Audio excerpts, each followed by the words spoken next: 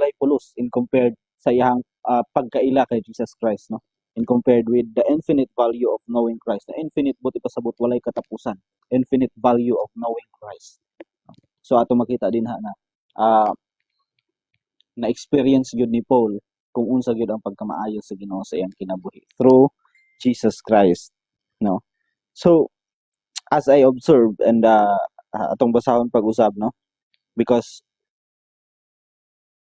uh, atong himong diri is kinahanglan nato siya ma-memorize, no? Ngayon so tungod kay uh, every day in our lives, no, daghang mga circumstances nga atong ma-encounter, daghang mga trials nga atong ma-encounter sa atong kinabuhi.